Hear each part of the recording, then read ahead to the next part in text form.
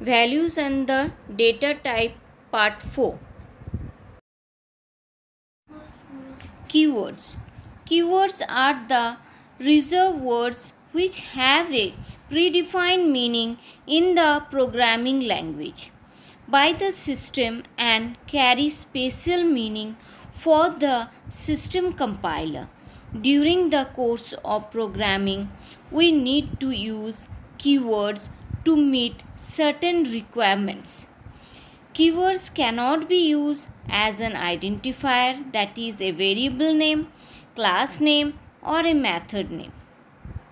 So these keywords are the reserved word which have a special meaning. Like if I write int a, int is the keyword which indicate that the a is should store integer type of value, or void if it is written, that means that the it doesn't have a return type.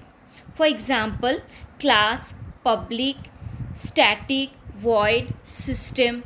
Like system.out.println, it indicates that to display the value on the monitor. Let's write a program to see the use of the keyword in the program.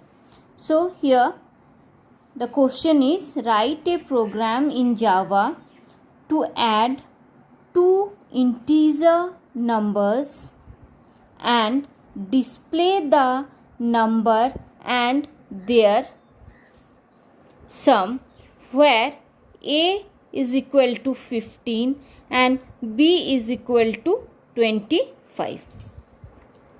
So the question is, write a program in Java to add two integer number and display the number and their sum, where a is equal to 15 and b is equal to 25. So let's write the program. So first you see we are using the keyword class. So class, since it should be a good identifier, by seeing the class name we can understand what all works we have done here. So since here we are working with the number, integer number, so let's write number. So first letter should be alphabet and it should be a capital letter, number. And now we have started the class. So this class is the first keyword which shows that we are going to write the program and it is inside the class number. Next is we are going to write the main method, because without main method the program is not going to execute. So you can see here we are writing public. So public is a keyword, static, the second keyword void, public static void main, then string argument. So here public static void main string argument. So here four keywords are used and it is having a special meaning. So a main method, it is help for the execution of the program. So these are the keyword. The next keyword we have used in the program.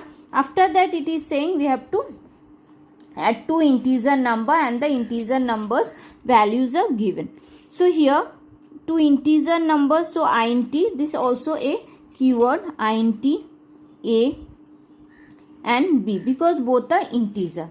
As well as we have to take sum, int sum, and in the sum we are going to find the addition of the two number and going to store. So we have to initialize it with 0.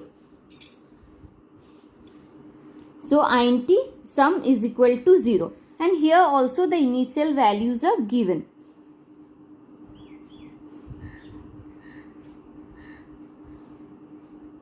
So here we have used the class name which says that the class is number. The class name is number. So inside the number class we have written this program to add the sum, to find the sum of the two number. Public static void main, it is having a special meaning for the compiler which says to execute the program. Then again we have given int, the next keyword, which says that both the variable are integer type. Here sum is also integer type. Since we are going to add this number and going to store it in the sum, we have initialized it with 0. As well as here the value of a and b is given. So we have also declared initialize both the variable a and b with the value 15 and 25. Now we are going to find the sum. So sum equal to a plus b. So you can see dynamic initialization. So we have added it and stored it in sum. Now we have to display. To display, again the next command and the keyword we are going to use system. System dot out dot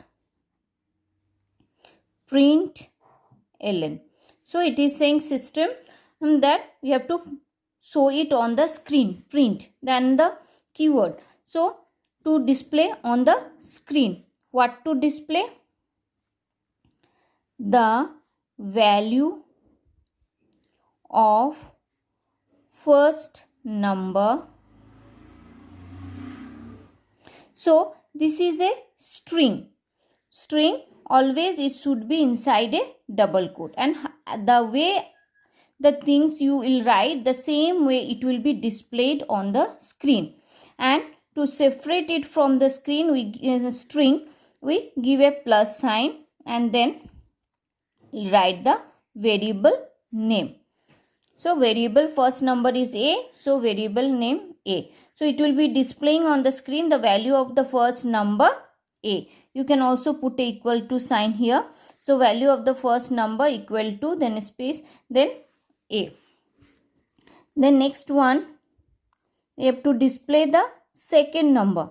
System dot out dot print ln the value of second number equal to plus b. So it will display the value of the second number and it will display equal to 25. Then system dot out dot print ln the sum of two numbers equal to plus sum. So in the sum variable the value is there. So the display, it will display on the screen. Now what we'll do, we'll close the main method and close the class. So in this way we should write the program. So we have used the keyword class and gave the class name, public static void main. These keywords are used for the execution, and then int keyword is used for with the variable and the to indicate that it is an integer type of variable, and these are also the data type which is giving it the storage area to the variable a, b and sum. And then we have found out the sum and then we have displayed it. So each of the keyword is having its special meaning for the compiler, and these keywords are not used as a variable name. Punctuators. Punctuators are the punctuation sign used as a special character in Java. Some of the punctuators are question mark, dot, semicolon.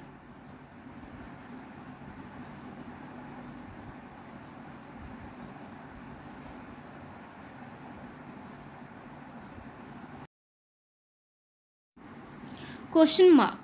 Question mark represent the action to be taken when the given condition is true while using the ternary operator.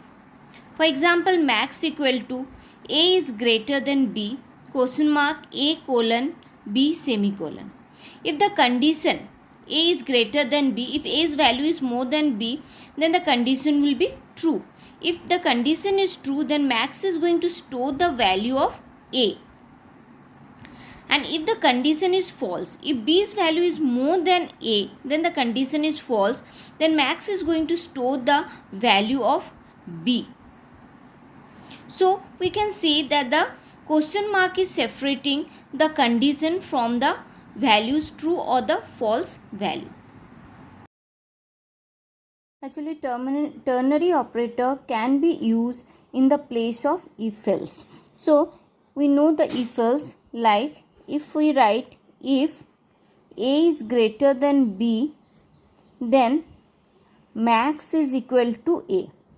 Then A is the maximum value, else max is equal to, means in maximum the value of B will be stored and the maximum A value. If A is greater, then A's value, otherwise the B's value will be stored in max. So this statement, we have written 4 statement, 1, 2, 3 and 4.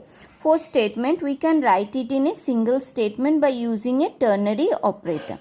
So the value is going to store in a max. So max equal to A is greater than B. So this value, then we put a question mark. This is the operator, the punctuator we are using to separate from the condition with the values. Then we give the true value. If A is greater, then it is a true condition. So we give the true value, then a colon and then the false value. If the condition is false, then it will come to the B. So this is the use of the ternary operator. Instead of if-else statement, we have used the ternary operator. In ternary operator, in a single line, the total statement is we have written, but if you are writing in a if-else, then it took 4 lines. So but here in a single line, the total statement is completed. So this is called the use of the ternary operator. Dot. Dot is used to represent the scope of a function, that is a function belonging to an object or a class.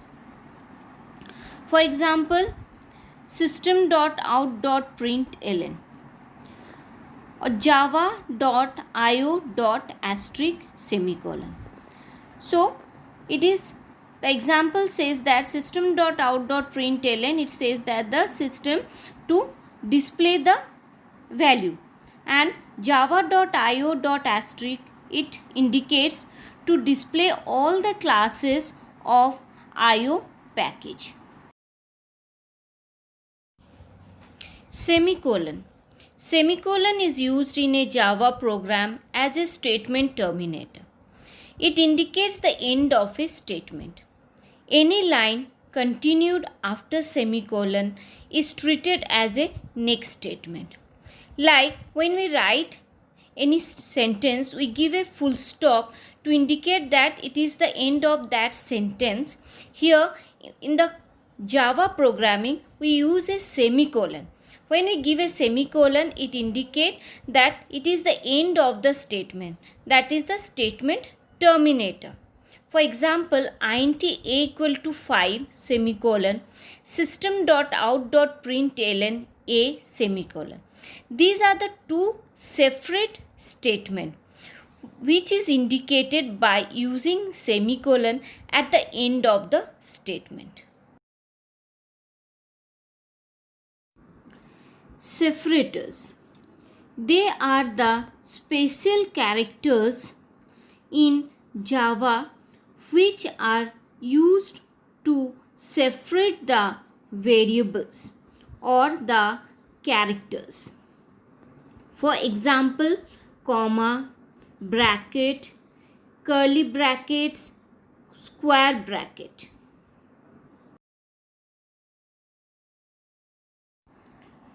Comma. Comma in a Java program is used to separate multiple variables under the same declaration. For example, int a, comma, b, comma, c, semicolon. It means that a, b and c, three of the variables are of integer type. That is, a, b and c will store the integer type of value. So instead of writing separately int a, then int b, int c, we have written together by separating them by using comma, int a, comma, b, comma, c. Simple brackets. Brackets are used to enclose any arithmetical or relational expression. For example, a equal to 2 into inside bracket L plus B. If inside bracket A is greater than B. Curly brackets. Curly brackets are used to enclose a group of statements under a compound statement. That means inside the block more than one statement is present. So in this program you can see this is the block and inside it this the program inside the block, or you can say this the block, again the second block, and inside it there are number of statements are present. So it is the these are the compound statement, mean more than one statements are present inside a block. So this is the use of the curly block. It says this is inside the main method and this is the main method is inside the class.